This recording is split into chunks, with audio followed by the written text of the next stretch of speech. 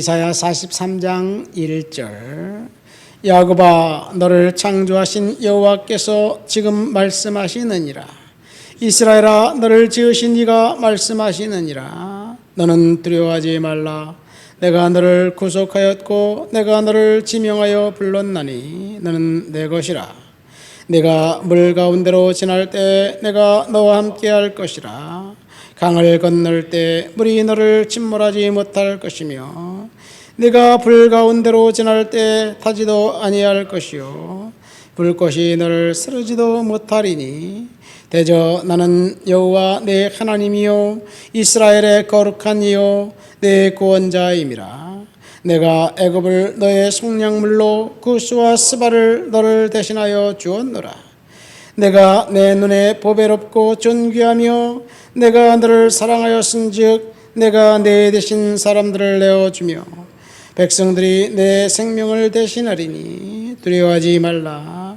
내가 너와 함께 하여 내 자손을 동쪽에서부터 오게 하며 서쪽에서부터 모을 것이오며 내가 북쪽에게 이르기를 내놓으라 남쪽에게 이르기를 가두어 두지 말라. 내 아들들을 먼 곳에서 이끌며 내 딸들을 땅끝에서 오게 하며 내 이름으로 불려지는 모든 자 곧 내가 내 영광을 위하여 창조한 자를 오게 하라. 그를 내가 지었고 그를 내가 만들었느니라. 아멘. 오늘 우리가 읽은 본문 이사야 43장은 하나님께서 이사야를 통해서 이스라엘 백성들에게 희망을 선포한 메시지입니다.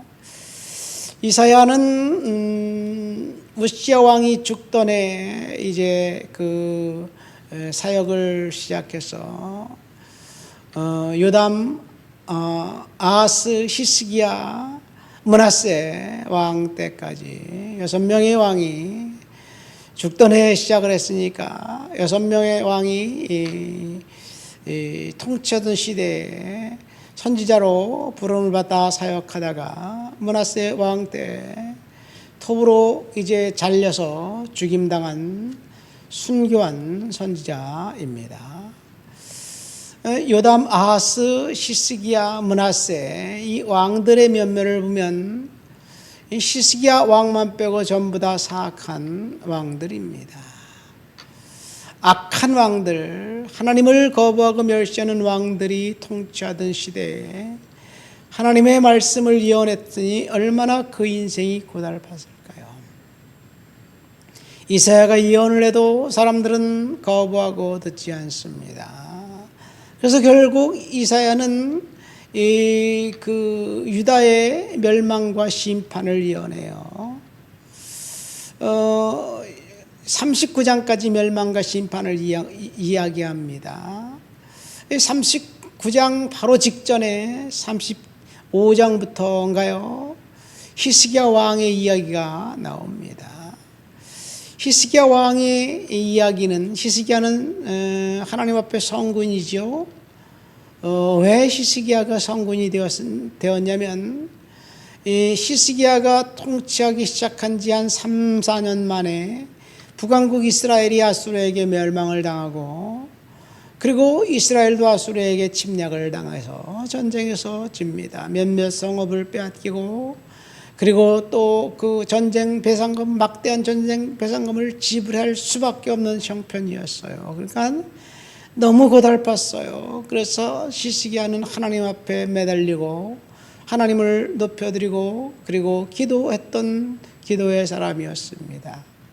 아마 평강이 있었으면 그도 그의 아버지 아하스처럼 그의 아들 므낫세는 더 사악했는데 그들처럼 하나님을 앞에 그렇게 열심을 품지 않았을 수도 있을 것 같습니다.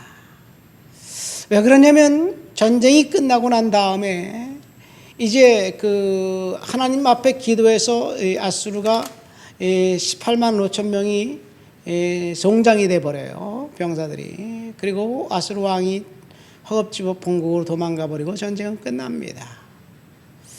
그리고 그 일 이후 아수르는 이제 영원히 이 땅에서 일어나지 못해요. 기진맥진하다가 바벨론에 멸망당해 버립니다.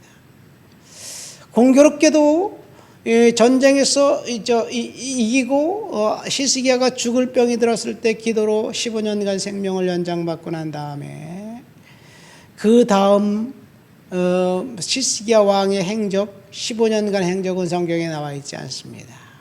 쓸 것이 없기 때문에 그렇죠. 공교롭게도 그가 생명을 연장받고 난 다음 3년 만에 낳은 아들 므낫세가 이제 12살의 왕이 되어서 55년간 통치하면서 유다를 완전히 우상의 구렁텅이로 만들어 버립니다. 그래서 하나님은 므낫세의 사악함 때문에 다윗과 언약을 파기하고 유다를 영원히 멸망시키기로 작정을 해요. 이런 일련의 상황을 므낫세는 알고 있으면서 하나님 앞에 돌아오라고 열심히 외쳤는데 결국 아무도 돌아오지 않습니다.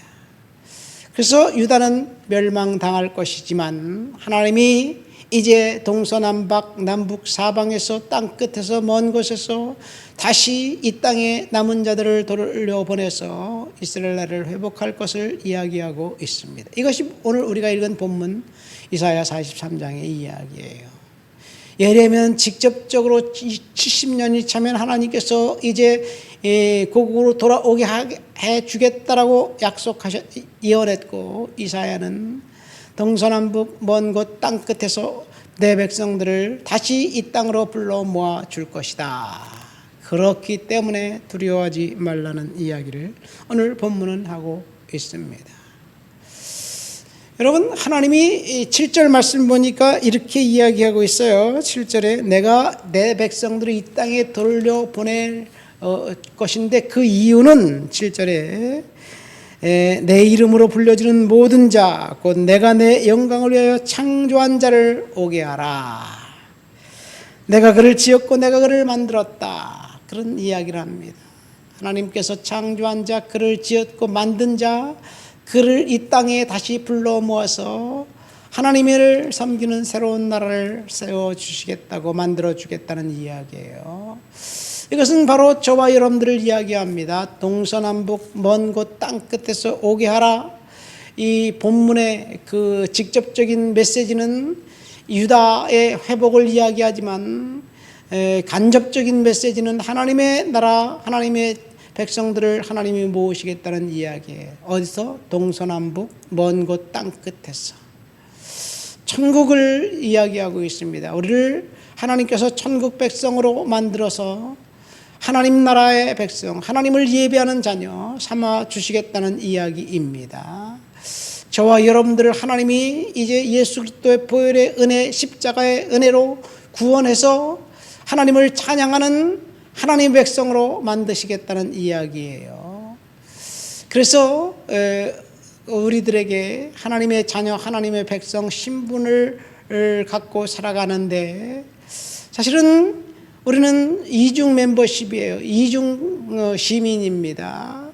천국의 시민이면서 동시에 이 땅은 사탄이 지배하고 있는 곳이기 때문에 우리가 육신을 살고 있는 동안 사탄이 지배하는 나라에서 고난당하고 고통당하고 어려움을 겪어야만 하는 그런 하나님의 거룩한 백성들이에요. 그래서 우리가 고난당하고 걱정스러운 일이 있고 염려되는 일들이 늘 우리들 곁에 있는 거예요. 그래서 주님이 이사야 선지자를 통해서 뭐라고 말합니까? 오늘 두 번에 걸쳐서 두려워하지 말아라. 내가 너와 함께한다.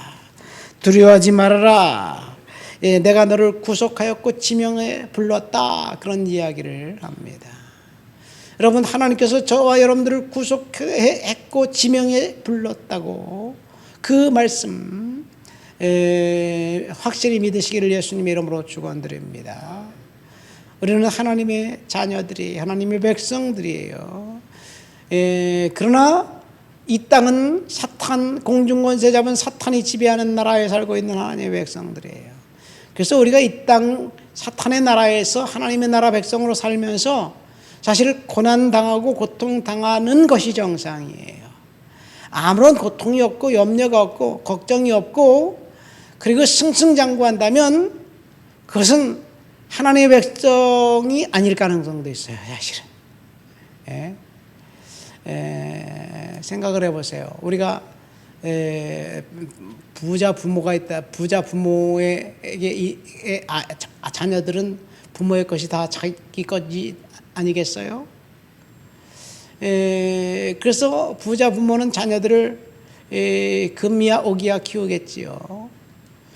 이 땅의 주인은 사탄이기 때문에 사탄의 백성들만 금이야 오기야 키우는 거고, 우리가 하나님의 백성들이기 때문에 사탄의 눈밖에 난 사람들이기 때문에 고난당할 수밖에 없습니다. 그럼에도 불구하고 하나님은 이 땅이 전부가 아니기 때문에 우리를 보호해 주시고 지켜주시고 하나님의 은혜로 함께 하신다는 이야기. 2절에 보니까 물을 지나고 불을 지날 때 이 땅에 살면서 여러 가지 고난과 역경과 어려움과 힘든 일이 있을 때 하나님께서 내가 너와 함께 하겠다. 여기 강을 건널 때 물이 너를 침몰하지 못하게 할 것이고, 불을 지날 때 불꽃이 너를 사르지 못하게 할 것이다. 그렇게 약속하셨어요. 무슨 말입니까?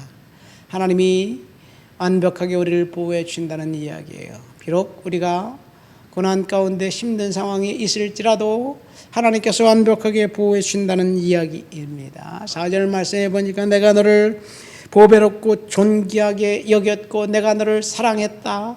하나님 눈에 볼 땐 그런 존재들입니다. 그런데 고난 당하고 어려움 당하고 역경 당하는 것 하나님이 다 하시고 하나님이 결국은 풀어주시고 회복시켜 주신다는 사실 잊지 마시기를 예수님의 이름으로 축원드립니다. 우리는 하나님의 자녀들이에요. 하나님의 자녀답게 그렇게 고난스러운 일이 있을지라도 믿음으로 견디고 이기시기를 예수님의 이름으로 축원드립니다. 하나님 아버지 감사합니다. 주님을 높여드립니다. 주님을 찬양합니다. 주님 영광 받아 주시옵소서. 우리들의 신분을 망각하지 않고 하나님 은혜 가운데 오늘도 승리하도록 도와주시옵소서. 예수님 이름으로 기도합니다. 아멘.